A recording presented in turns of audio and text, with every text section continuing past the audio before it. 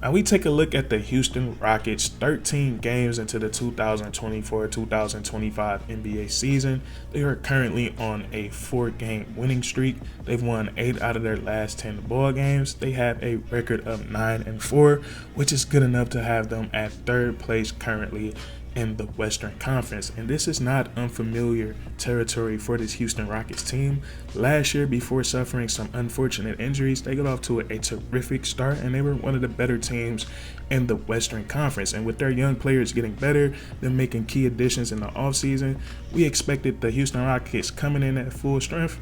We knew that this was going to be a very dangerous ball club. And as I look at the Houston Rockets, you look at them statistically, and then I turn on my TV, and then I watch them with my eyes. I think it's very easy to say that the Houston Rockets are loaded with an immense amount of talent. And I have multiple reasons for saying this. And my first reason, one thing I want to point into before we get into how well the Houston Rockets have been playing as a team, not too long ago, the Houston Rockets, they assigned Cam Whitmore back to the G League team, and this wasn't for him being playing bad or anything like that. It's for the simple fact that they really don't need him in the rotation. And in the offseason, I made videos talking about the Houston Rockets, talking about their second unit, and talking about how good Cam Whitmore is going to be in that second unit. But at the moment, I forgot NBA teams, they usually don't play 5 guys off the bench for too long.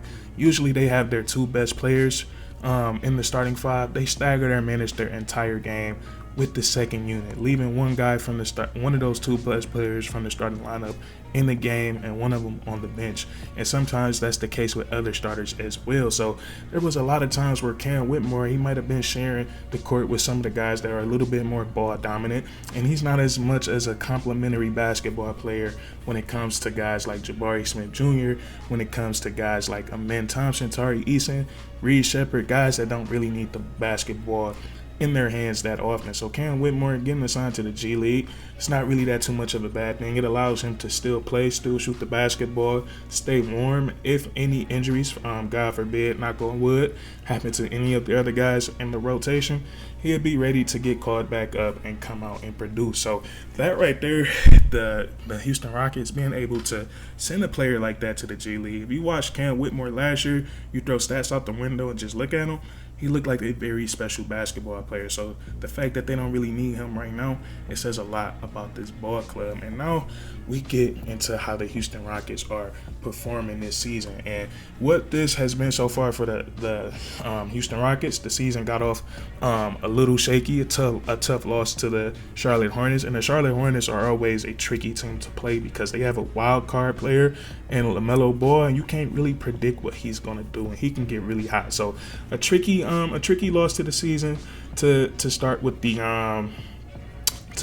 Charlotte Hornets. Another heartbreaking loss to the Golden State Warriors, falling all the way down that far and then coming back and then still not being able to finish the job. Emotionally draining loss right there. But since then, the Houston Rockets, they've been playing some elite basketball. We talked about in the intro, 4-game winning streak.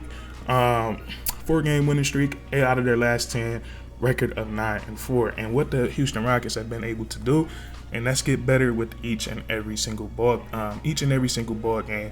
The Houston Rockets are getting better. And one thing that all this talent on this team, what it equals to is an outstanding defense. The Houston Rockets, they're a top 3 team in the NBA in defensive rating, and then they also, after getting the stop, they secure the rebounds as they're number 1 in the NBA in rebounds per game. And while they've been struggling throughout the season on the offensive side of the ball, they've been able to lean on that defense. And we look at the personnel that they have, it makes sense. Ime Udoka, he can wake up and he can take all of this talent, this defensive talent that the Houston Rockets have, and he can wake up and choose whatever team he's playing with.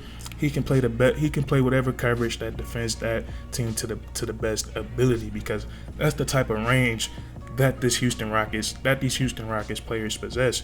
They can run the drop coverage, having their best perimeter players guarding a perimeter scorer and fighting over his screens, allowing Alperen Sengun to stay comfortable playing below the rim and securing the rebound. They can run defense is where they have to switch everything. They can run. Defense is trapping the best player, getting the basketball out of their hands. They cause turnovers. They get out in transition. So this defense has been amazing the entire season. It's become the identity for this young team. If shots aren't falling, if three-pointers aren't falling, if we aren't scoring the basketball, we're going to defend hard, and we're going to be able to rebound.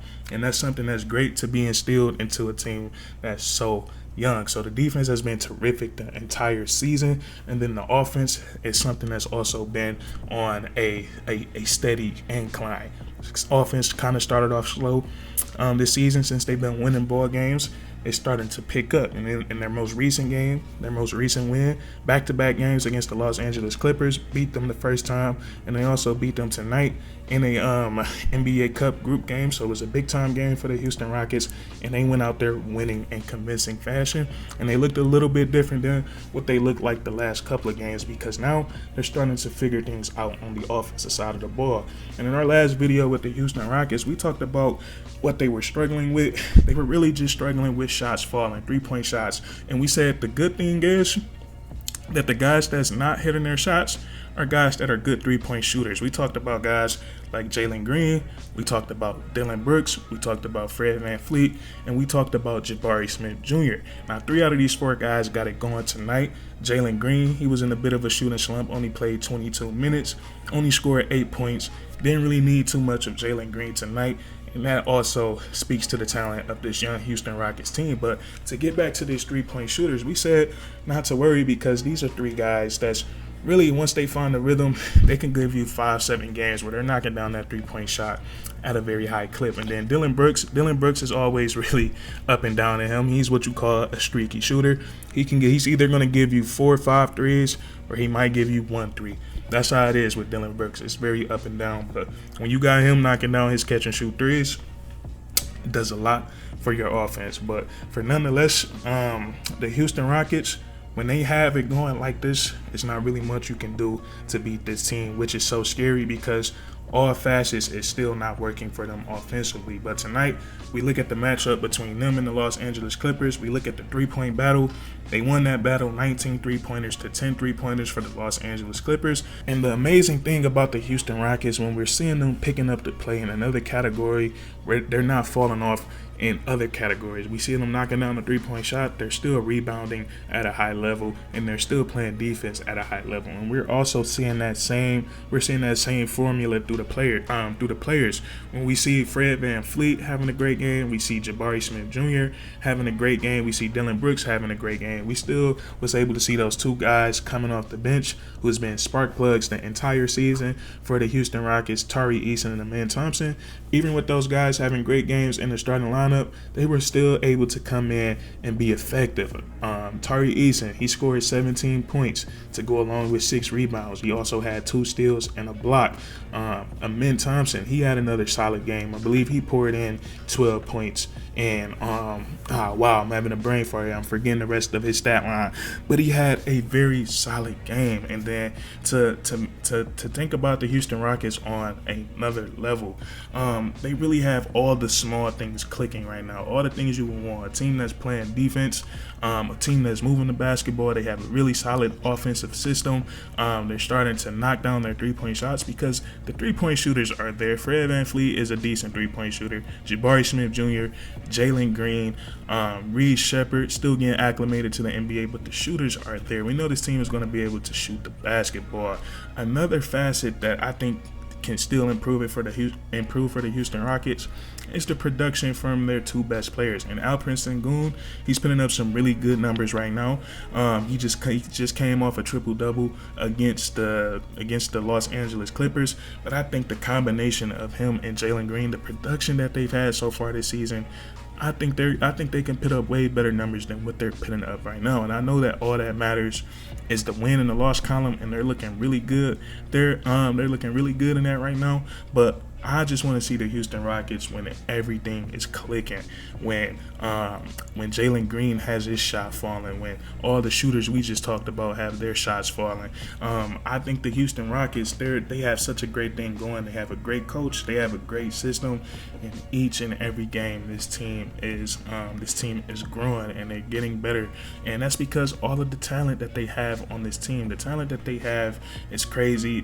Jalen Green and Alperen Sengun as a duo alone, and then all of these rangy, crazy, athletic defenders that can also do so many other great things in the game of basketball. I think Amen Thompson and Tari Eason, man, I'm such huge fans of these guys. These guys are so good on both the offensive and the defensive side of the ball. And Tari Eason is a player that we just been examining closely since he's gotten drafted, and we just couldn't believe that he was supposed to be a top 10 pick and he fell all the way down to 17 to the Houston Rockets. And then as soon as you see him on the court in the summer league, and as soon as you see him in the rookie season, you just see something about him that he's just really good at basketball, and nothing is getting drawn up.